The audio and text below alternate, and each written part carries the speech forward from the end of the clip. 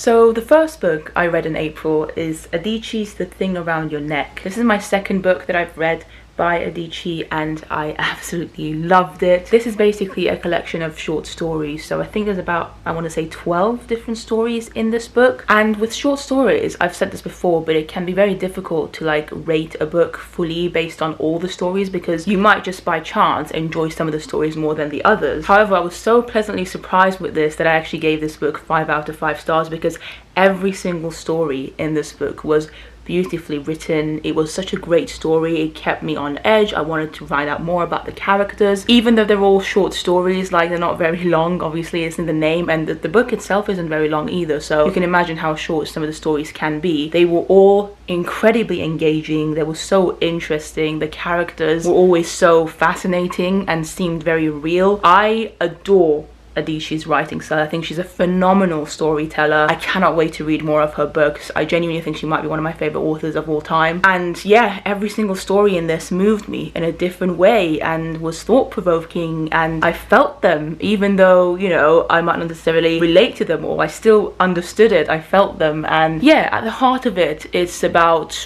cultures, different cultures coming together. It's about loss. It's about jealousy and difficulties in life. Like the first story, if I remember correctly, it's called Cell 1, and it's about a young man who is thrown in jail for no reason. Like, people think that he's guilty, but he's not actually guilty. That's not a spoiler, by the way. You find this out at the beginning of the story. And a lot of the stories have very interesting family dynamics as well. So regardless of what kind of culture you're from, you will definitely identify with some of these stories. I'm just going to show you what I wrote at the end of the book, of the very, very last story. And I've just written, OMG, so effing beautiful. And this is how I felt basically after reading each and every one of the stories in this book. Adichie mainly writes about the black experience, so in almost all the stories there's at least one black character, but they all come from different backgrounds, different cultures. In one of them there was a Muslim character, and one of my other favorite stories actually was about 2 children, a brother and sister, and how the boy was always favored in the family compared to the girl. And I found that very interesting personally. I thought that was, again, weirdly a very universal feeling, like the jealousy that you might feel, not necessarily with like your brother, but with other things. Like, it's just, I can't explain to you how fantastic the writing is, and I am genuinely in awe of Chimamanda Adichie's work. Like, I think especially if you're somebody who not only likes to read but also would like to write yourself one day, you should 100% look into reading some of her work, because she is a gorgeous writer. I don't know how she does it. She has this ability to write so well, and like every single word that she uses in every sentence means something. There's a reason it's there, and every story is so engaging. And oh my god, yeah, this is definitely one of my favorite collection of short stories of all time. And like I said, I have already read Americana by her. I read it last year actually, and I loved that as well, but I know that she has a couple of other books out that I will definitely read at some point within the next few months probably. So yeah, April was off to a very, very good start. Okay, so the next book I read in April is another Agatha Christie novel, and this one is Murder in Mesopotamia. It's a Poirot novel. As you might have seen me mention this in my previous month's wrap-up as well, I've been trying to read all of Poirot's books by Agatha Christie for the past, I want to say, a year now. I'm slowly making my way through them, and I'm really enjoying basically all of them, to be honest. This one was another good read. This is basically set in Mesopotamia, which is actually modern-day Iraq. I think it's parts of Iraq and Kuwait, and even parts of Iran apparently back in the days, but mainly Iraq. And it's about a nurse, I think she was called Amy, and she is flown to Iraq or Mesopotamia to look after the wife of a husband called, I think, Mr. Leidner. He's the one who asks this nurse to come and help them because he believes, well, he's basically really worried about his wife, and he's not very specific about what's wrong with his wife. He basically just tells this nurse that he wants her around, he wants her to be in the house because he believes his wife to be a little bit crazy perhaps, and that he thinks that having a nurse, you know, constantly in the house with them would help the wife calm down and feel a bit more safe. But as with any Agatha Christie novel, very quickly we realize that there's a lot more to the story than what meets the eye, and before we know it, the wife is of course murdered. Again, this is not a spoiler. We all know what happens in Agatha Christie novels. There's always going to be at least one murder, and yeah, this time it's the wife, and the rest of the book is trying to find out who did it, obviously. One thing I really liked about this novel is that this book is written from the perspective of Amy, the nurse. I thought that was really interesting. I don't think I'd read a narrative by a female character yet in my journey with Poirot novels. I really liked that. It was a nice change, to be honest. There wasn't a lot of Poirot in it, which I did miss. Generally speaking, I prefer the Poirot books that have more Poirot and also Hastings. I think when both of them are present together, they can be some of the most fun Agatha Christie novels. But this was still really good and very, very interesting. Like, it definitely kept me on edge. I think I only read it in about 2 or 3 days. I gave it 4 out of 5 stars, so yeah, pretty good one. It is Monday the 19th of April, and last night I finished Pachinko by Min-Jin Lee. This is a book that has been on my TBR for the longest time, mainly because of its cover. I'm not gonna lie. Look how beautiful this cover is. It's so pretty. Anyway, this is quite a long novel, as you might be able to see here. It's over 500 pages long, and it's a historical fiction, which is something that I love. And to make it even better, it's about the history of Japan and Korea, which is something that I'm very interested in. In the past few years, I've been reading a lot of Asian fiction and also reading a lot about the history of it myself, researching and also just watching a lot of films and stuff about the history of Japan and Korea and the other countries in that area of the world. So this book follows the story of a Korean family who end up having to move to Japan. It's a multi-generational story, so you get to learn about so many people in this family, so many generations. You start off with obviously the mum, the father, the daughter, whatever, in like the early 1900s, and then it keeps going. It doesn't end until I believe 1989 is the final year that the story takes place in. So we get to follow this Korean family for close to 100 years, which is really, really cool. And this book showed me so much. It taught me so much about what life used to be like at the time in Japan, especially for Koreans, and how hard it was. Like, I think this is a part of history that not many people know about, but as I said, I personally have tried my best to learn more about it over the past few years because I'm very interested in it. I've read quite a lot of really good books about it, so if you want me to, I might one day actually make a video recommending some of my favorite books on this topic. But this was still really interesting because, as I said, you get to see how this Korean family copes in Japan over the course of nearly 100 years, and you get to see the changes and how in many ways there aren't very many changes and things are more or less the same in Japan for Koreans. And it's really sad. It's really, really sad. As somebody who obviously isn't English, I'm not British, but I live in the UK, and in many ways I'm still regarded as a foreigner every now and again. Like, I don't have a British passport, you know, I'm not fully British. I related to some of the frustrations that this Korean family faced in Japan. Even though this is a very long novel and it spans throughout many decades, I thought the writing was so clear that I hardly ever got confused with all the characters in it. Every character was really interesting and very well written. You know, I understood every character, I understood their motives, I never confused them with other characters. I cared for the characters. Like, I'm actually really sad that I finished this book. I only read this in about 3 or 4 days, even though it is a very, very long book. But I genuinely felt like I was with them throughout all these years in Japan, in Korea. And yeah, I loved Min-Jin Lee's writing. I felt for the characters. This is very much a sad book. I mean, I think that's pretty obvious considering what I said. It's pretty heartbreaking at times, but also it gives a lot of hope as well. It's about families, it's about love, friendships, relationships, sacrifice, I think, is a big theme. Coping with your mistakes, you know, your past, how to deal with it. Racism, I suppose, in many ways is also touched upon in this. And it was just, like I said, for me personally, very, very fascinating because this is a part of history that I didn't really know much about and I'm constantly trying to learn more of. And from what Min-Jin Lee says in her acknowledgements at the end of the book, she did a lot of research for this book. She spoke to many Koreans who live in Japan at the moment before writing this novel. She really wanted to represent an accurate description of what life used to be like or is like for Koreans in Japan, and yeah, throughout the wars and everything. Oh, it's such a good book. I gave this 4 out of 5 stars, but I could have easily given it a 5. I think the only reason I didn't give it a 5 is because, I don't know, I reserve my 5 stars for books that I really love, and yeah, even though I really, really like this, it just wasn't quite a 5 stars, but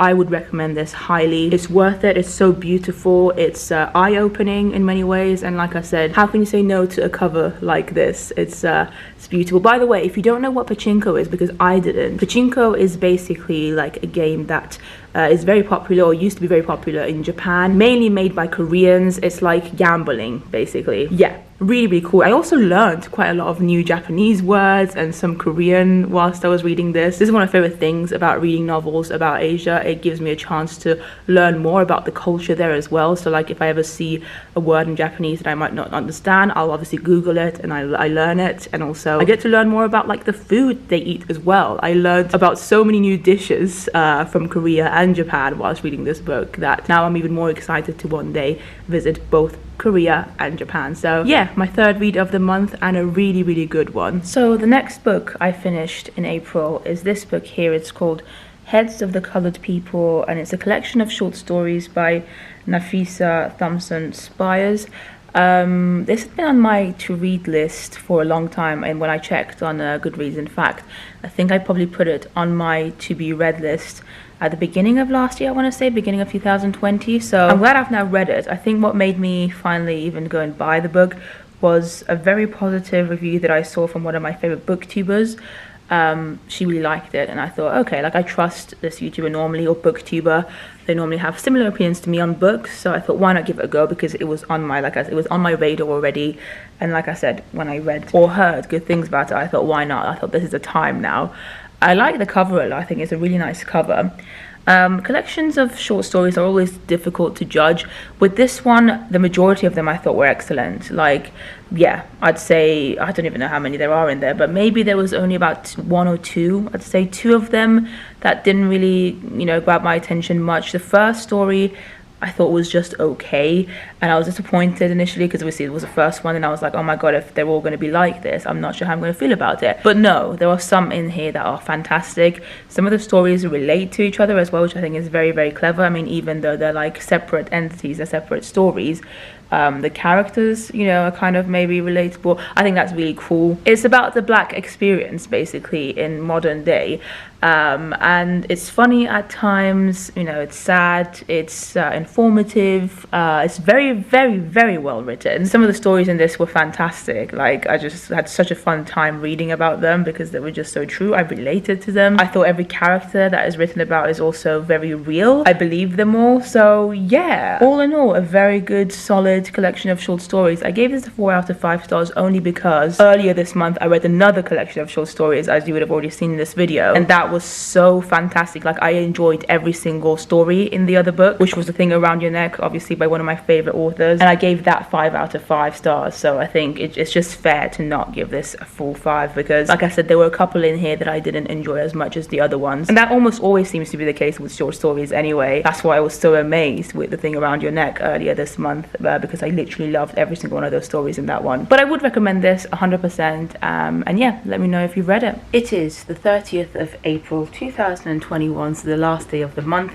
and I have just finished Nothing But Blue Sky by Kathleen McMahon. Really hope I pronounced her surname right. Anyway, this was on the long list for the Women's Prize for Fiction in 2021. It didn't make the shortlist. The shortlist was announced a couple of days ago, and it's not on the shortlist. However, that doesn't take anything away from the book, because I really enjoyed this book, and it's bizarre because I had very complex feelings throughout the book. For the first maybe half of the book, I kept thinking this is going to be a 3-star read, but the more I read about it, I was just like, no, this is definitely a 4-star read. Basically, this is a first-person narrative book told from the perspective of a widow, and the widow is a man. He's a man in his, I want to say, early 50s, so middle-aged man more or less, which is weird to think about. I mean, this is written by a woman, and I have been strictly reading books by women or non-binary people over the past 3 years, and most of the time if I read a book that is in the first-person narrative and written by a female, it tends to be also a female character. That just might be a coincidence, it just might be the books that I've been reading. But yeah, I thought this was very interesting, but it worked so well. Like, I believed the main character. He's a bit of an annoying guy, not gonna lie, but that's deliberate. The reason that he's got a lot of weird and maybe outdated opinions on life and women is deliberate, it's intentional, and you get to kind of go on a journey with him through his grief. So basically, as I said, he is a widower. He lost his wife in a very tragic way, and yeah, this book explores his ways in dealing with the grief. I think you're basically with this character for about a year or so after the death of his wife, so you really get to see the different ways in which he learns how to deal with the grief, how he copes with things, and also how much he learns about his own marriage and how maybe he wasn't actually in a perfect marriage and all the things that he could have done that maybe he didn't do when, you know, his wife was still alive. It's a very, very sad book, but it's also very real. Like, I, as somebody who has grieved before, I related to it a lot, and I think this can be quite a helpful book for you if you have, you know, yourself lost somebody. Probably quite a difficult read if you've, you know, lost a wife or a husband, but perhaps quite comforting as well. I particularly loved the writing in this. I thought Kathleen McMahon was a phenomenal writer, and I am excited to read more of her books because the writing was beautiful. Like, I think the writing is actually what kept me going, because as I said, this is about 300 pages of just this guy talking about, you know, his life post the death of his wife. And yeah, a lot of people might think that it's quite a boring book because not a lot happens. It's more about his reflections on his life, you know, when he was with his wife, and some of his regrets and things that he's learned over the years. I don't know, it's definitely like a stream of consciousness type of book in many ways, and I'm very aware that some people might not like that kind of book. So if you're not generally the type of person who enjoys stream of consciousness books, you might not enjoy this. But I surprised myself with how much I ended up loving this book, and I thought it ended really beautifully. I mean, like I said, all the sentences in this book are beautiful. The character himself is what made me maybe not like the book at times, because I was just like, this is just a middle-aged man who has some very, you know, bizarre ideas about life. But it's fine because it's his journey, and it's, like I said, it's very accurate to the way he's dealing with grief and things that he learns, and he meets other people who are also grieving. And I don't know, I just felt very understood as I read this book. I felt like I wasn't lonely, like there are other people out there who have experienced similar things to me, maybe way worse things than me. And yeah, you know, I think you have to be in the right mind frame to read this book and enjoy it. I don't think it's necessarily a book for everyone. I don't think everyone's going to enjoy this book, but I can completely see why this was on the long list, and I wish it had made the short list. Actually, I think more people need to read books like this. What I don't like about this book is its cover. I think the cover does not do the book justice at all. Like, going into the book, I thought this book was going to be very different to what it actually was. And the blurb as well, not that I read the blurb initially, but I read the blurb afterwards, and the blurb is really inaccurate as well, in my opinion, because the vibe that this book gives you when you just look at it, you know, from the outside, is that this is going to be quite like a maybe romantic, happy-go-lucky read about the beach and blue skies and just like romance and, you know, marriages and stuff. It's really not. It's actually a very, very sad book. About most of the book I just felt sad, but like I said, it was a mixture of feeling sad but also content to know that I'm not alone, that there's people out there who understand this. Of course, Kathleen being one of them, because she's written this novel so well about grief. So yeah, it does end in a somewhat hopeful way, so that's good. But yeah, it's not going to be like, oh wow, and they lived happily ever after kind of novel at all. Anyway, 4 out of 5 stars. Go and check it out if you want to. And that's me over and out for the month of April.